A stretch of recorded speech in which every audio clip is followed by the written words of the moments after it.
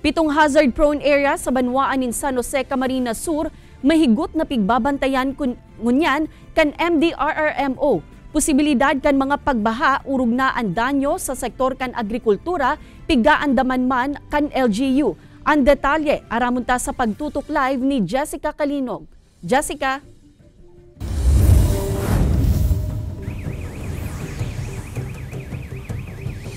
Kate, dawa dikit sa nang pag-uran. May pirang lugar sa banwaan in San Jose na madali na tigbabaha o madaling magtaas o maglangkaw ang level kan tubig. Kaya ngunyan pa sana, dagus-dagus naman ang monitoring kan LGU San Jose sa mga apektadong lugar. Mayo maninhuma kan bagyo, alagad padagos na nagdadaranin pag-uuran sa Bicol Region and shear line. Ang MDRRMO San Jose sa Camarines Sur nakaantabay naman asin nakabantay sa hazard-prone areas kan banwaan. Padagos man ang sa indang monitoring urog na sa mga barahaong barangay. Kadalasan po kaya pag mga araw kaining mga oran-oran, dawa po nga ni maluya-luya pang oran, duman binabaha na talaga kasi hali po baga sa Lagudoy ang tubig, pabagsak pasiring duman kaya duman po nagkaro kung sabi kong nagsasaragop, kaya duman po talaga nilulubog ng baha. Ang porsyon na inikan barangay Kinalansan, iyuman ang saro sa haros pirming pigbabaha, dawa sa dikit na pag-uuran sana.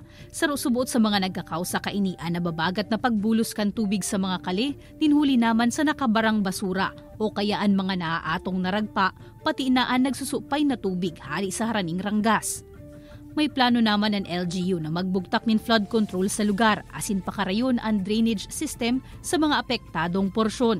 Alagad mantang dai pa ini narerealisar, ang bagong tukaw na opisyalis kan barangay Kinalansan, may inisyal naman subuot na napag-ulayan na pwedeng gibuhong interbensyon. Sa Zone 7 na nakatanom na ito po ba ng NIPA na pagigibon ng tiklad na yung sabing hanap buhay kang taga-zona 7 iba, sabi may kakaulayon ni na kumpide halion po ito para mas po ang dalahay kang tubig, idire-diretso lang po para mas makontrol po. Nakakatabang naman subuot ngunyan ang pagkolektar nin basura sa saindang lugar, nganing mainaan ang nakakabara sa mga kanal. Solamenteng pakiulay kan barangay sa mga residente, magsunod sa pigpapautob na segregation, asin day naman lugod pag-apunanin basura kan mga taga-ibang barangay an sa indang lugar.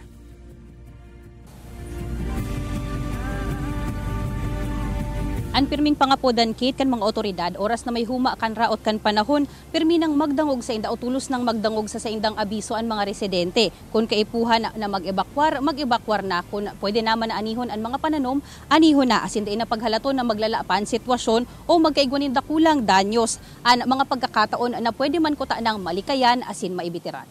Kate? Jos Mabalos, Jessica.